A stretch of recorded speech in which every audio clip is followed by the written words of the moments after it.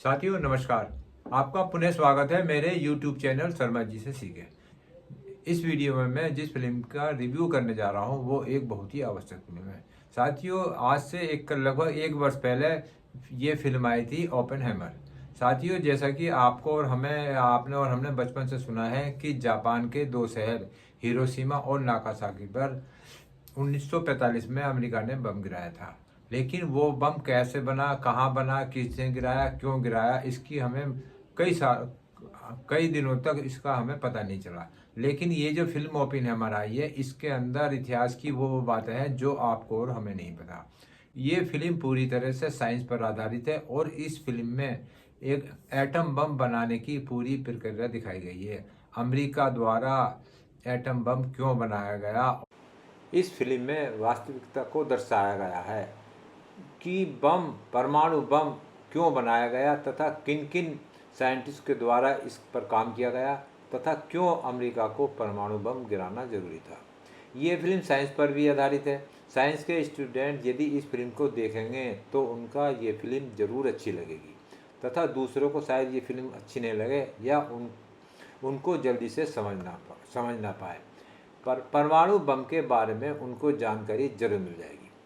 Actor Cillian Murphy ने Oppenheimer का एक शानदार अभिनय किया है। इस फिल्म के लिए उसको अवार्ड मिलना तो बनता है। रॉबर्ट डॉनी जूनियर ने कमाल का अभिनय किया है। डायरेक्टर क्रिस्टोफर नोलन का काम भी बहुत कमाल का है। ये फिल्म शुरुआत में से बोर सी लगती है। सेकंड हाफ में फिल्म में बम बनाने का प्रोसीजर दिखाया गया है। फिल्म को कोर्ट रूम ड्रामा भी है जो काफ़ी समय फिल्माया गया है। डायलॉग चलते रहते हैं। एटम बम बनाने पर मूवी का फोकस है, परंतु एटॉमिक बम बनाना तथा मूवी के लास्ट में बम फोड़ा जाता है, ये दृश्य काफ़ी अच्छा फिल्माया गया है। इस फिल्म में व्यक्तिगत संबंधों पर कुछ थोड़ा ही दिखाया गया है जो कि बहुत ही ज़रूरी था, जिसकी फिल्म में बहुत ही कमी है। मैं इस फिल्म को 5 में से अगर तीन स्टार देना पसंद करूँगा।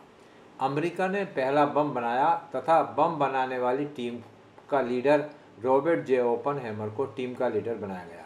इसका एक कारण यह भी था क्योंकि वह अमेरिका का था तथा टीम के अन्य सदस्य यूरोप तथा अन्य देशों के थे। बम बनाने के लिए अमेरिका ने जंगल में एक अलग ही शहर लॉस एलमोस बना दिया था। ट्रिनिटी टेस्ट एटम बम का करने के लिए 5 बजे 16 जुलाई 1945 को ये टेस्ट होना था। 6 अगस्त 1945 को हिरोशिमा तथा 9 अगस्त 1945 को नागासाकी पर यह एटम बम गिराया गया था, जिसमें लगभग 2,25,000 लोगों की जान चली गई थी। द्वितीय विश्व युद्ध समाप्ति की ओर था और जापान अपने को सरेंडर करने ही वाला था। लेकिन एटम बम गिराना जरूरी क्यों समझा अमेरिका ने? अपने एटम बम के परीक्षण के लिए जापान के 16 शहरों की लिस्ट बनाई गई थी तथा उसमें से ये 2 शहर नागासाकी एवं हिरोशिमा को चुनकर इन शहरों पर एटम बम गिराया गया। अमेरिका ने केवल अपने बम का परीक्षण करने के लिए इतने लोगों की जान ले ली, जो कि मानव जाति के लिए एक कलंक था। ओपेनहाइमर एटम बम बनाकर अपने आप से सहमा हुआ था तथा वह सोच रहा था कि मैंने ये बम क्यों बनाया, और उसका यह मानना था कि वो ही इतने लोगों की जान का जिम्मेदार है तथा वही इतने लोगों के खून से उसके हाथ सने हुए हैं।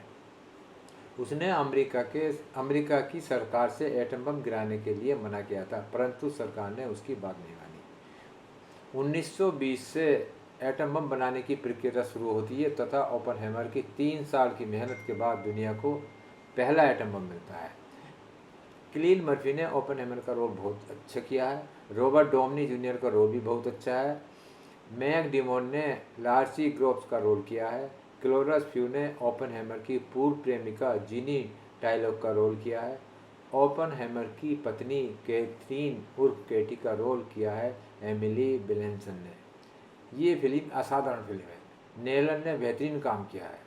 साथियों ओपेनहाइमर को father of the atom bomb कहा जाता है। कोर्ट में इस बात की भी चर्चा चलती रहती है कि ओपेनहाइमर को सिक्योरिटी क्लियरेंस दिया जाए या न दिया जाए। किलियन मर्फी ओपेनहाइमर की कहानी है।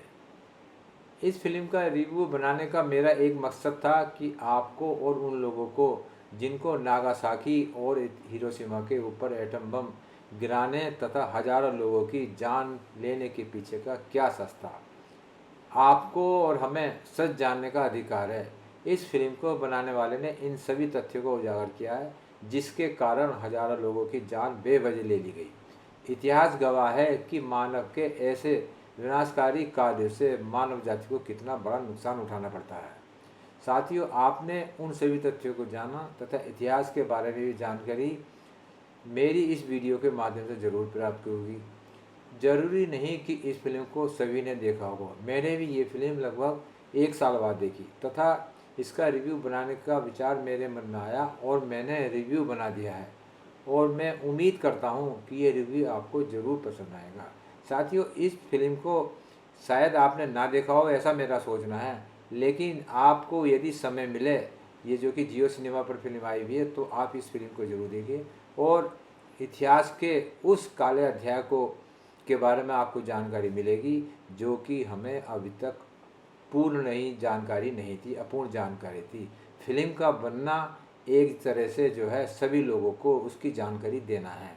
ये फिल्म बहुत ही अच्छी है, मेरा मानना है, या शायद आपको अच्छी लगे ना लगे, लेकिन इसकी जो जानकारी दी गई है ये बहुत ही अच्छी है। और साथियों, इस फिल्म को देखने के बाद आप भी अपनी राय रखना या आप भी अकेले में सोचना कि ये फिल्म एटम बम पर बनाई गई है और क्या आपकी नज़र में नागासाकी और हिरोशिमा पर बम गिराना ज़रूरी था, लाखों लोगों की जान लेनी ज़रूरी थी क्या। आज भी बताते हैं कि कई वर्षों तक एटम बम गिरने के बाद वहाँ के लोग इससे प्रभावित हुए और उनकी संतानों की संतान भी अपाहिज पैदा होती रही। ये एक ऐसा सच है जिसको कि हम और आप नकार नहीं सकते हैं। एटम बम गिरने के बाद की भयावह स्थिति क्या रही होगी, आप इस फिल्म को देखकर कल्पना कर सकते हैं।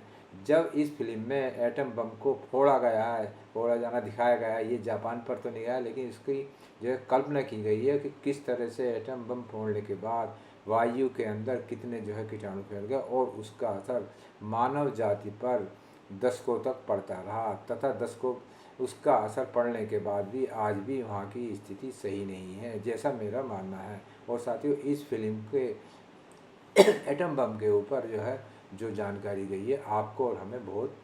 साथियों, इस फिल्म को आप जरूर देखो। मुझे भी ये फिल्म लगभग 1 वर्ष बाद देखने को मिली, लेकिन ये फिल्म देखने के बाद मुझे उन तथ्यों और उनकी जानकारी मिली कि क्यों जापान के 2 शहरों में एटम बम गिराकर लाखों लोगों की जान ले ली गई। और इस फिल्म का रिव्यू मैं बनाने जा रहा हूँ और जहाँ तक मेरी जानकारी हुई है, जहाँ तक मैंने अनुभव महसूस किया है कि इस फिल्म को देखने के बाद वो उन सारे तथ्यों की हमें और आपको जानकारी मिल गई जो कि हमें नहीं थी।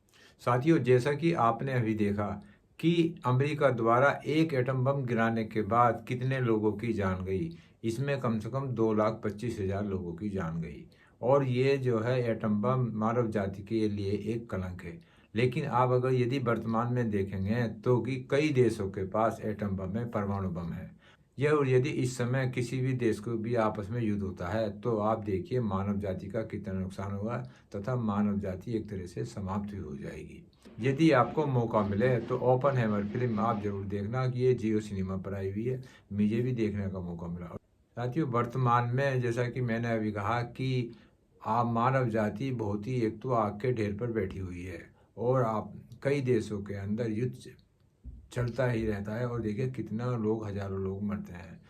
साथियों, मैंने ओपनहेमर फिल्म का ये रिव्यू बनाया है। यदि आपको ये रिव्यू पसंद आए और आपको कुछ थोड़ी बहुत इतिहास की जानकारी इससे मिलती है तो मुझे एक तरह से बहुत ही खुशी होगी। यदि आपको ये वीडियो अच्छी लगे तो आप मेरे यूट्यूब चैनल शर्मा जी से सीखे को सब्सक्राइब कर सकते हैं। आओ, और साथ ही आप वीडियो को शेयर और लाइक करना भी ना भूलें। साथियों, मैं छोटी सी इसी चर्चा के बाद अपनी वाणी को विराम देता हूँ। नमस्कार साथियों।